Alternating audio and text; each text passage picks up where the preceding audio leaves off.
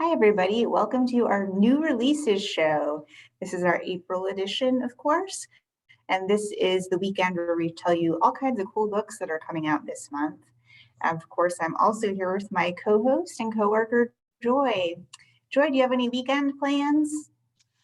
Oh, well, I'm getting my hair cut. That's So exciting. when our faithful readers see me next time, I'll be transformed. Yeah, it'll be like magic. First time since COVID. Yeah. Yeah. Everything we're talking about today is 100% new. So you're not going to find it, I don't think, for downloadable audio or ebooks, but there is a record in the catalog for the print version. And hopefully, since these are really big titles, they'll also show up on Overdrive and Libby soon as well. All right, so I'm going to change screens so you can see the books we have picked out for you this weekend. As usual, I'll be focusing on the fiction and Joy will do the nonfiction. Take it away, Joy. My first choice for this month is Philip Roth, The Biography by Blake Bailey, which will be coming out on April 6th. First of all, please note that the subtitle of this book is not a biography, it's the biography. And author Blake Bailey has good reason to make that claim. Bailey was appointed by Roth to be his official biographer, and he spent years poring over his personal papers, interviewing friends, lovers, colleagues, and rivals, and engaging in multitudes of candid conversations with Roth himself. "I don't want you to rehabilitate me," Roth said. "Just make me interesting." And Bailey has. The result of his labors is a 900-page tome that chronicles a 55-year career during which Roth published 31 novels, among them Portnoy's Complaint, one of the best-selling books of all time, and the universally acclaimed masterpiece, American Pastoral. There is no doubt that Roth is one of the greats among American writers. One reviewer said that whenever Roth set out to say something, he said it better than anyone else. Another celebrates Roth's almost biblical prose, full of stacked clauses and a shaking of fists at the skies. Yet another critic maintains that, quote, Roth changed the landscape of American fiction. That is the reason that some scholars are disappointed that so little of this voluminous biography is devoted to the author's creative process, the evolution of his craft. Never mind, the book is brimming with pithy anecdotes and delicious gossip. Or, as yet another critic put it, big advances, big divorces, big controversies, big houses in Connecticut, and big reviews in the New York Times. Bailey traces Roth's upbringing in a working-class Jewish family in New Jersey, his time in the service, his struggles as a young writer in post-war America, his confidence, his insecurities, his disastrous marriages, his accomplishments, and all of the accolades he received. But the real elephant in the bedroom is Roth's relationships with women. There were a lot of them. Roth was in many ways an unabashed, unapologetic sexist. The literary world in which he came to prominence, after all, was a man's world in which men were, for the first time, encouraged to write about male sexuality with unbridled exuberance, and Roth did just that. On the other hand, women in his life and work are, quote, forever screeching, berating, flying into a rage, and storming off as if their emotions exist solely for the purpose of sapping a man's creative energies. Bailey has given us a biography that forces us to grapple with one of the most pressing issues of our time. What do we do when someone who creates great art turns out to be a very imperfect human being? However we might answer that question, there is no doubt that Bailey has given us a very important book about a very important writer. And I want to add that one of the great disappointments in his life is that he lost the Nobel Prize for Literature to Bob Dylan, another famously difficult and brilliant man. I could see him being upset at losing that. Yeah. All right, and here's my first fiction pick for the month. Open Water. This one's coming out on the 13th. This book is getting a ton of attention, especially overseas in the UK. It's an anticipated title of the year, according to The Guardian, Esquire, Cosmopolitan, Elle, Vogue, Vulture, and many other publications. Words like breathtaking, lyrical, shattering, and all-consuming are being used by reviewers to describe this debut novel. In a London pub, two people meet. Both are Black British, both won scholarships to private schools. Both are now artists. He a photographer, she a dancer, and both are trying to make their mark in the world. Tentatively, they fall in love. But two people who seem destined to be together can still be torn apart by fear and violence. And over a year, their relationship is tested by forces beyond their control. Narrated with deep intimacy, Open Water is an achingly beautiful love story and a potent insight into race and masculinity that asks what it means to be a person in a world that sees you only as a Black body, to be vulnerable when you are respected for strength, and to find safety in love, only to lose it. This book got a starred review from Booklist, and they say it's gorgeous from first page to last. Though it is a love story, it does explore systemic racism and the impact of Black artists. It got rave reviews from author Yag Yassi.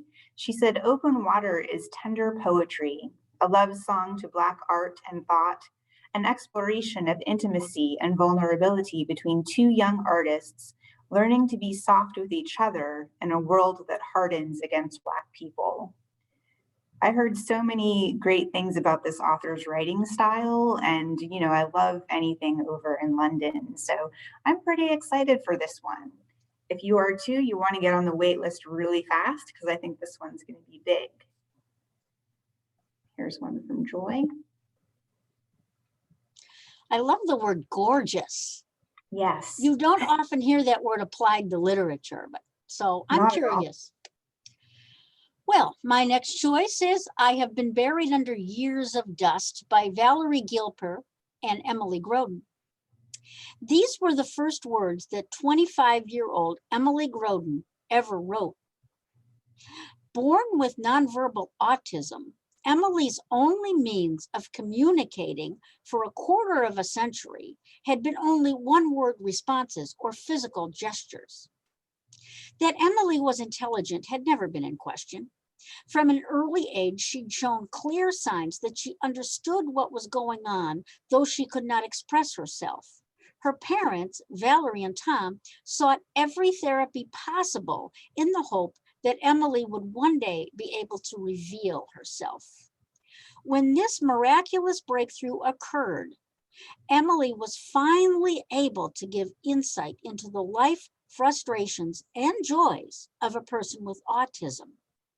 She could tell her parents what her younger years had been like and reveal all the emotions and intelligence residing within her. And she became their guide into the autistic experience.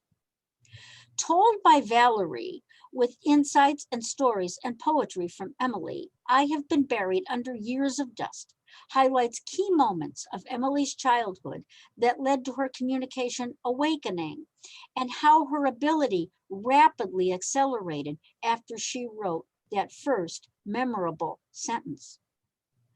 As Valerie tells her family's story, she shares the knowledge she's gained from working as a legal advocate for families affected by autism and other neurological disorders. A story of unconditional love, faith in the face of difficulty, and the grace of perseverance and acceptance I Have Been Buried Under Years of Dust is an evocative and affecting mother-daughter memoir of learning to see each other for who they are. Library Journal calls this an impactful memoir of self-discovery, and Kirkus says parents of children with autism will find gentle, helpful guidance in these pages. That's great that they included advocacy information in the book. That's so important. It certainly is. Okay, well, here's my next fiction choice. In the Company of Killers by Brian Christie. So I didn't know this, but Brian Christie is National Geographic's founder of special investigations, and he's also done some exposés on the illegal ivory trade in Africa. This is his fiction debut, and it's being called an intricate and propulsive thriller. Many reviewers are hoping that this is the first book in a long series. In the book, Tom Clay is an investigative wildlife reporter, but he's not just a journalist. His reporting is cover for an even more dangerous job, CIA agent. Clay's press credentials make him a perfect spy, able to travel, engage politicians and warlords, and record what he sees. But while in Kenya, Clay is attacked and his friend is murdered. The CIA offers Clay a devil's bargain to capture the man who killed his friend by infiltrating the offices of the woman he once loved, Hungry. But Clay discovers he and Hungry are part of a larger, more lethal game, one that involves a global superpower. The deeper he digs, the more he realizes that everything he thought he knew about his work may have been a lie. This book got star reviews from everybody, Publishers Weekly, Kirkus, Booklist, and Bookpage. They say this book isn't just a thriller, it's also about responsibility and saving the environment. It's a book where elephants and humans alike face mortal danger. Author Lisa Scottolini called this book an exotic, riveting thriller unlike any other. It depicts locales like Kenya, Manila, and South Africa with authenticity and realism, and at the same time, it brings to life the world of espionage with neither borders nor laws. I'm sure I'm not the only person who grew up daydreaming with a National Geographic magazine or two, so the fact that this is like mixed in with adventure and saving elephants, I think this will be a really good one. All right, and here's one from Joy. Well, I gotta say that perusing National Geographic is one of my nerdiest of all my nerdy interests. Throughout my childhood, I just loved doing that. Oh, yeah. So we're in accord on that one. All right, finally, we have the Book of Difficult Fruit, Arguments for the Tart, Tender, and the Unruly, with recipes by Kate Lebo. A is for Aronia, berry member of the apple family. D is for durian, endowed with a dramatic rind and a shifting odor. Q is for quince, which gives off the scent of a rich woman's perfume. These and other difficult fruits serve as the central ingredients of 26 lyrical essays with recipes included in what PW calls a sensationally chaotic compendium.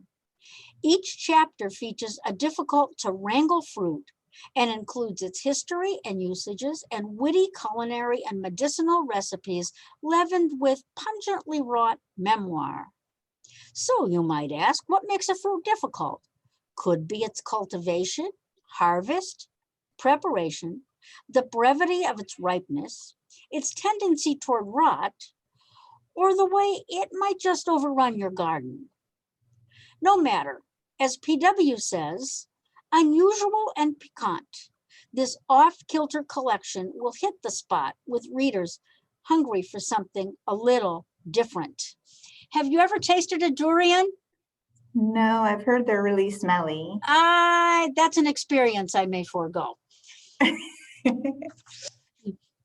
All right, and here is our last pick for the month. Dial A for Aunties. I'm really excited about this one. This one comes out at the end of the month.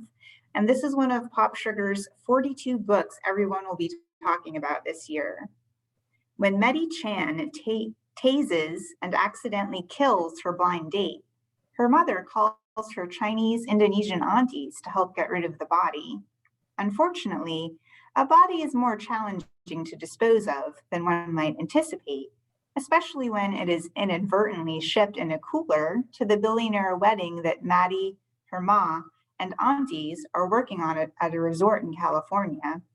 It's the biggest job yet for the family wedding business, and nothing, not even a corpse, will get in the way of her auntie's buttercream flowers. But things become torturous when Medi's great college love, Nathan, who is also her biggest heartbreak, appears amid the wedding chaos.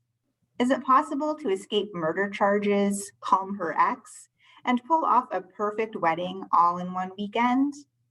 This unpredictable rom-com / murder mystery mashup got a 4-star review from USA Today. It's being compared to Crazy Rich Asians, Weekend at Bernie's, and is said to have the slapstick humor of Clue. Booklist said, murder is never funny, except when it is. In Sutanto's rollicking debut, which she describes in a Dear Reader foreword as a love letter to my family, a large bunch with a history of immigration, a fatal accident begets family reconciliation, true love at second sight, and happy beginnings all around. So the fact that this is a rom-com murder mystery mashup is being compared to Clue and Weekend at Bernie's, like I can imagine so many types. And you know the aunties are going to be in everything, making things kind of wacky. So I'll be reading this one for sure. If you're interested as well, make sure you get on that wait list. That brings us to the end of our episode for this weekend. Don't forget, we'll be back on the 3rd weekend of the month with our staff picks. I think Joy's going to be talking about con artists. I'm going to do a little bit of poetry. So it should be fun. Also, if you enjoy our show, please give us some likes and loves and share this video with all your friends who like book reviews. Otherwise, thanks for watching. See you later, fellow readers.